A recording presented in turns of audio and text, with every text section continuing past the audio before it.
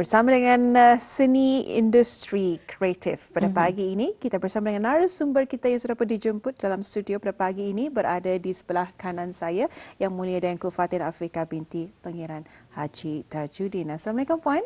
Waalaikumsalam warahmatullahi wabarakatuh. Alhamdulillah. Apa khabar untuk pagi ini? Khabar baik, alhamdulillah. Khabar kita berdua baik.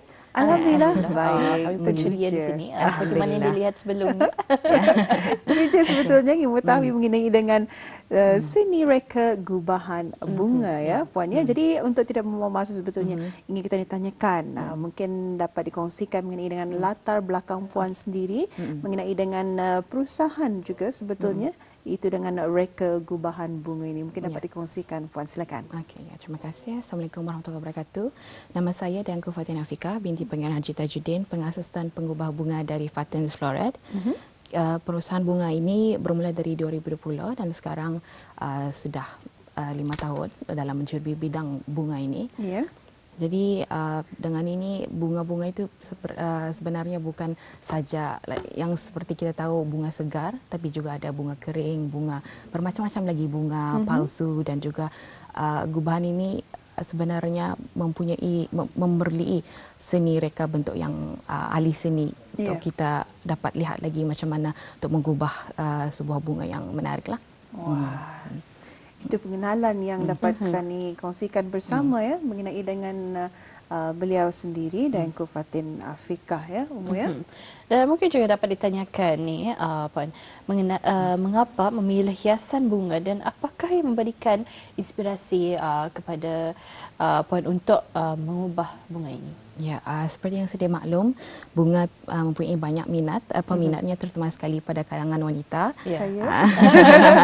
Tapi pada zaman perlahan sekarang ini, pada era ini banyak juga lelaki mula mencuburi bunga ini untuk mengubah bunga kerana ianya bukan hanya tertakluk pada satu gender saja, tapi juga untuk lelaki. Jadi pada zaman ini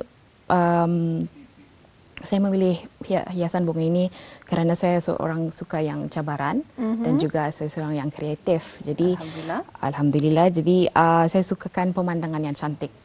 Jadi dari setiap gubahan saya ianya membantu untuk saya menjadi lebih fokus, tenang dan berdikari. Inilah yang dapat kita lihat sebetulnya ya Puan di paparan skrin TV pada pagi ini. Ini masa bila ni dia ambil? Ini masa tahun lepas bulan 12. Ya, kira mengubah bunga juga dengan kek. Ini bahagian saya mengubah. Kira ini merupakan kursusnya lah untuk. Ya, kursusnya. Jadi Puan Daengku Fatin ini juga ada membuat ni kursus-kursus yang dibukakan secara awam bagi mereka yang ingin mencuba bagaimana untuk menghias bunga-bunga ini. Dan tapi di video ini ia bukan saja mengubah bunga tapi juga diubah ke bentuk kek. Jadi hiasan, ya. Menjadi hiasan Jadi kek. kira gift box, cake and flower. Alhamdulillah. Jadi Menarik sekali. Memang menarik ya umur ya. Jadi sebetulnya yang dapat dikongsikan juga kalau hiasan bunga ni memang tertumpu kepada sama ada ia bunga segar, bunga kertas ataupun bunga kering dan sebagainya. Jadi untuk elemen-elemen penting bagi orang melawakan lagi, mencantikkan lagi hiasan bunga ni. Kalau kita ni lihat pada zaman dahulu memang retrospeksi bagi gubahan bunga ni memang dari sejak zaman dahulu, terutama sekali dipelopori dari kaum Hawa. Jadi kalau untuk sekarang ni di zaman moden ini penuh dengan zaman teknologi digital dan sebagainya, dia macam mana Puan dapat kongsikan elemen penting untuk menjayakan dan mencantikkan gubahan bunga ini? Jadi sebenarnya memang untuk mengubah bunga itu memerlukan ianya berbeza bagi setiap pengubah bunga.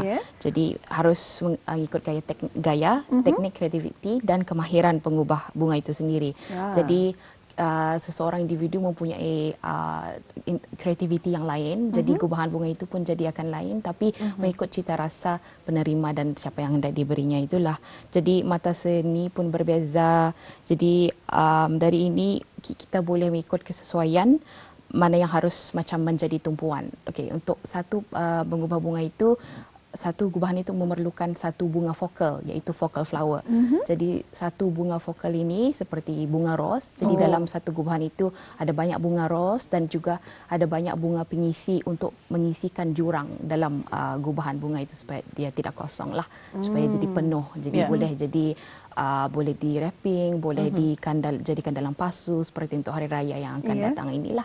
Jadi dari sana mereka boleh lihat bunga itu bukan saja terdiri daripada satu saja bunga, tapi juga berbagai-bagai seperti bunga lain untuk mengisi seperti bunga daun-daun. Ada juga mengikut kontras warna lah. Okay. Di sini juga ada satu lagi video yang ingin kita kongsikan. Mungkin Puan dapat menjelaskan sedikit mengenai dengan sebentar lagi. Ini dia.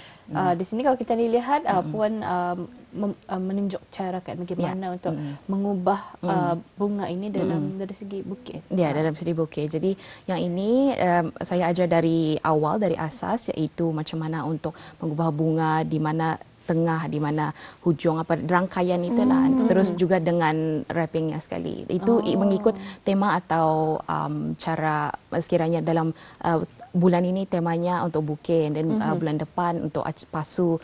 Jadi boleh campur-campur lah. Jadi ajar dari awal supaya sebenarnya yang hadir itu pun bukan saja untuk mengisi masa lapang mereka, tapi juga untuk memenuhi hobi mereka dan juga mana tahu yang ini akan start lagi perusahaan bukan bisnes bunga. Jadi dari sana kita membuka peluang orang dari pengalaman saya ini juga, dan saya juga ada belajar di luar negeri juga untuk cara mengubah bunga macam hantaran dan juga menjunjung sirih apa itu. Jadi dengan ini sebenarnya dari bunga boleh banyak kita dapat pelajari dan juga terokai. Benar sangat untung ya. Nanti kalau kahwin gubah bunga sendiri. Boleh perlu lagi mengantar ke kedai. Kerana kalau kita lebih suka untuk membuat sendiri, DIY. Lagi mempunyai memori lah dengan subjek yang kita ingin sampaikan. Menghargai lagi. Mungkin juga dapat dikongsikan Puan, memandangkan bunga, kalau kita lihat bunga hidup ni dipanggil lah, memang sangat layu. Mungkin ada tips untuk menyegarkan lagi bunga-bunga ini agar lebih tahan lama dan juga supaya mungkin dapat dikongsikan. Boleh. Bunga segar tu kan selalunya kita tahu jangka hayatnya dalam 3 ke 5 hari saja.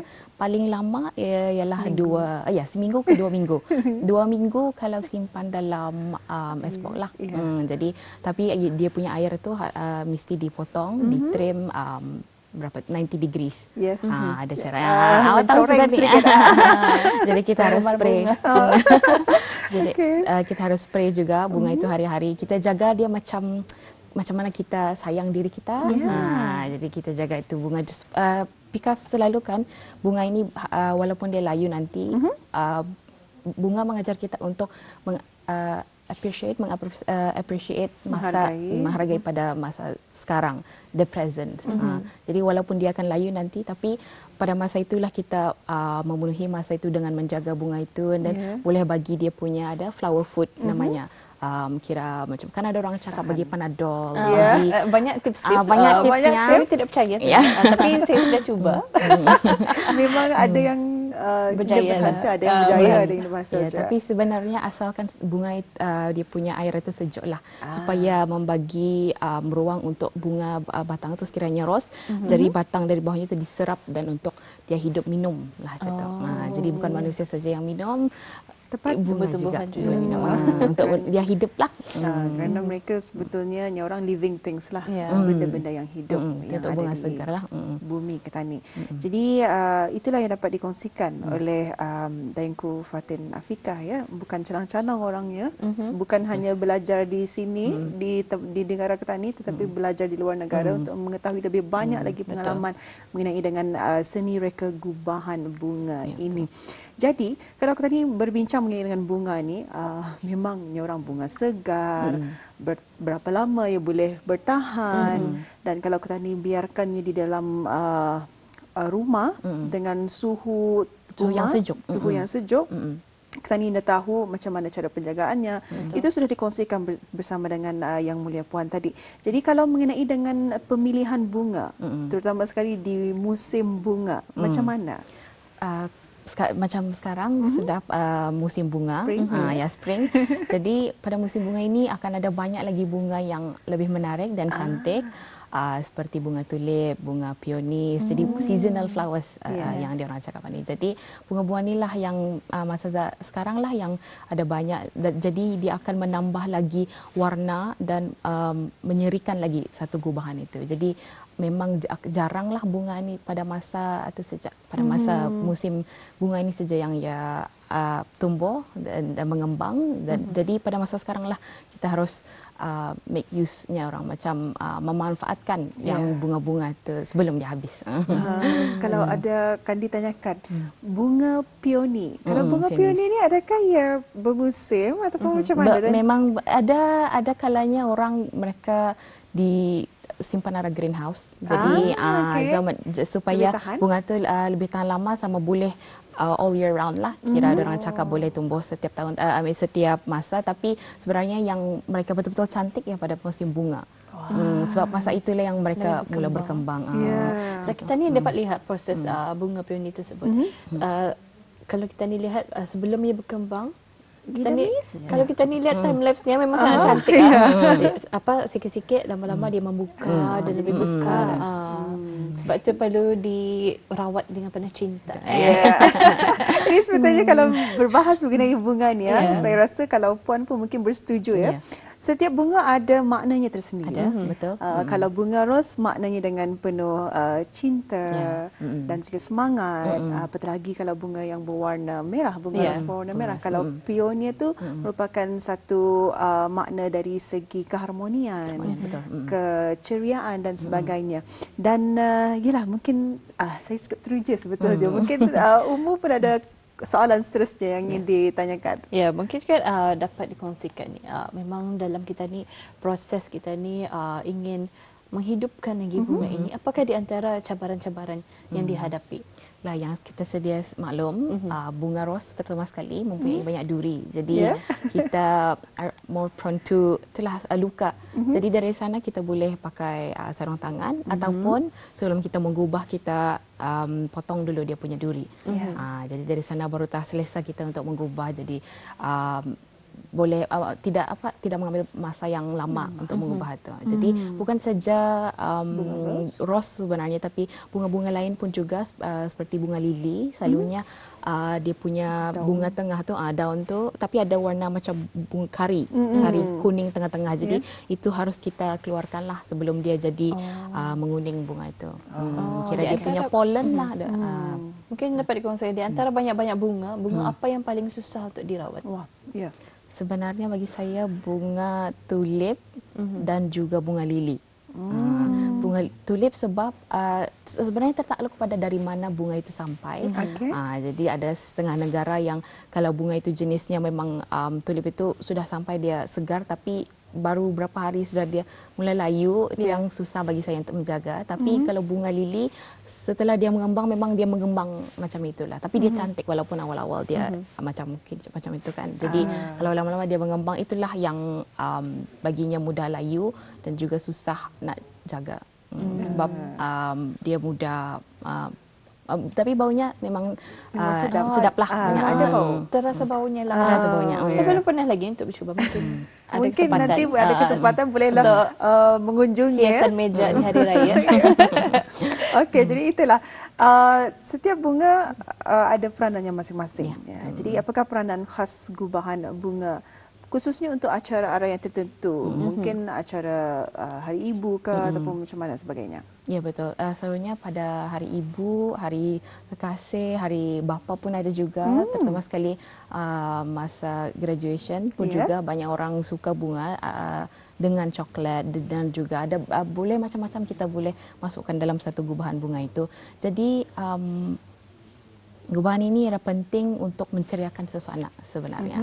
Jadi untuk mengembirakan yang menerima dan juga untuk sekiranya yang menghantar itu tidak ada kata-kata untuk mengekspreskan mereka. Jadi dengan bunga sudah ada mesej yang tersendiri. Halo menyama. Nah.